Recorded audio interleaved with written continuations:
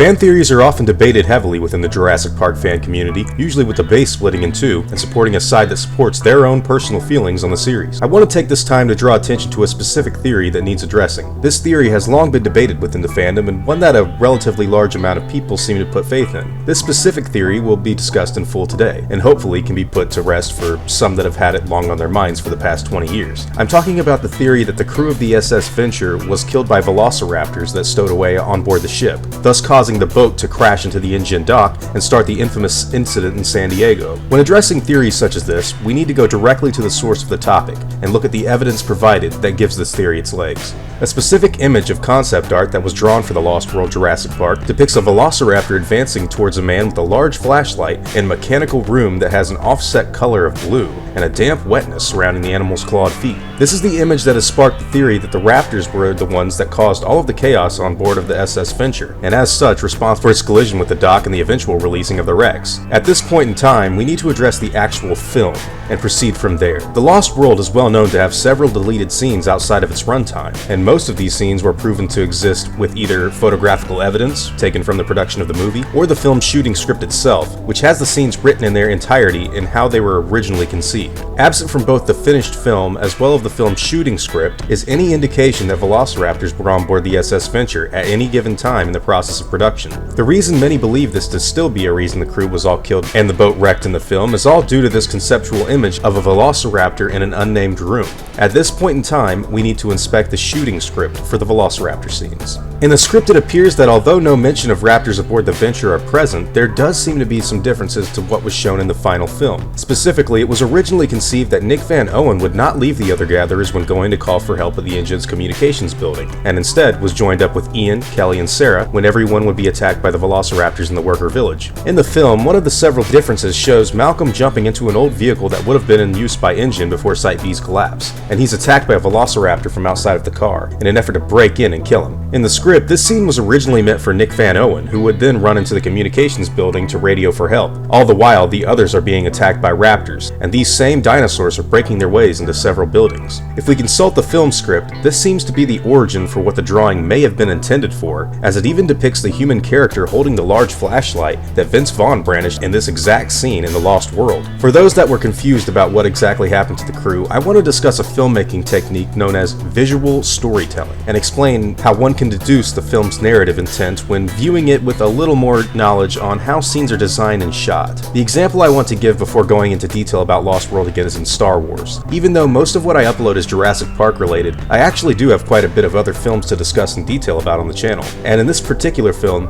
I believe we have the perfect example of what visual storytelling is, and how the audience can fully use it when experiencing the film. After Obi-Wan and Luke find a destroyed sandcrawler and the bodies of several dead Jawas that have been killed, they rightfully assume foul play to be involved. Even though the crime scene is meant to look like barbaric sand people were responsible for the slaughter, Obi-Wan insists that only Imperial stormtroopers could have done that kind of damage. This leads Luke to the possibility that if the Empire were able to get any information from the Jawas, it would lead them home, to where his Uncle Owen and Aunt Beru live, and they could be in danger because of it. After rushing home to check on the well-being of his family, Luke is greeted with the burning smoke of his ruined home. His dwelling is destroyed, and the bodies of his two family members are lying on the ground as nothing but blackened skeletons, burning what harsh smoke is left to smolder off of their bodies before settling into a layer of forced death. Now, after I've given that description of events, we can all come to the conclusion that Luke's family was killed by the Empire. There aren't any questions how specifically they died, or how the event transpired while Luke was gone, but rather that they were murdered by the stormtroopers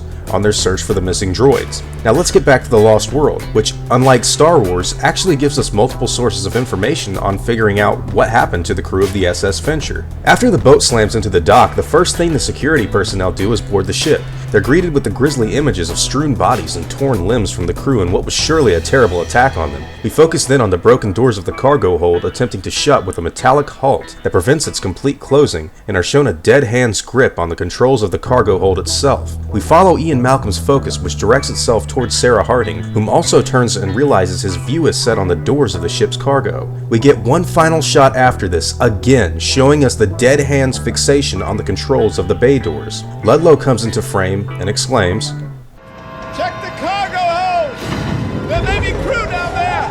Everybody off the boat!"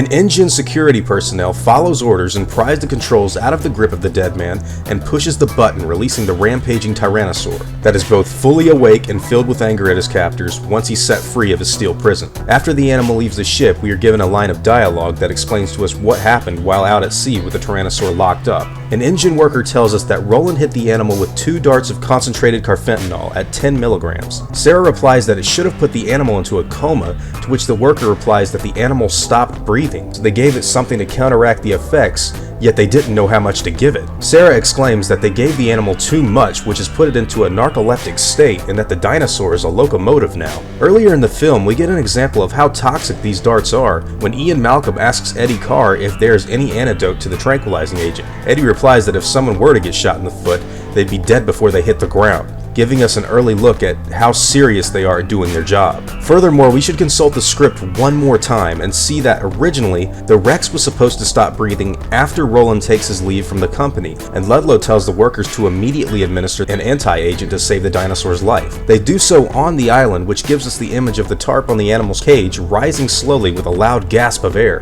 before falling back down into a transition to San Diego, where the boat would soon make its final crashing halt. In conclusion, to outline the events shown at the end of The Lost World, the reason shown for the death of the crew was intentionally presented as due to the escape of the Tyrannosaurus Rex. After waking up in the cargo hold of the ship, the Rex burst through and broke the doors of the cargo hold and killed possibly all of the crew who were on board. After somehow managing to lead it back into the hold of the ship, whether through some brave soul's sacrifice or the luring of some unknown agent, the Tyrannosaur would descend back into the ship's belly, where a dying man would close the doors of the hold and lock the animal inside, so as to prevent it from doing any more damage. This is shown in full through the use of visual storytelling given during the assessment of the initial wreckage of the ship, and is even lingered on specifically for the audience that the animal was forced back down into its holding place, deliberately after its initial escape. This is in detail what exactly happened to the crew of the SS Venture, through not only what's visually shown and explained in the film, but also its film shooting script and dialogue spoken by its characters on screen. The crew of the SS Venture was not killed by velociraptors who stowed away on board, but was factually killed and eaten by the rogue Tyrannosaurus Rex, who was high on amphetamines introduced to it in order to keep it alive, be put on display for the world to see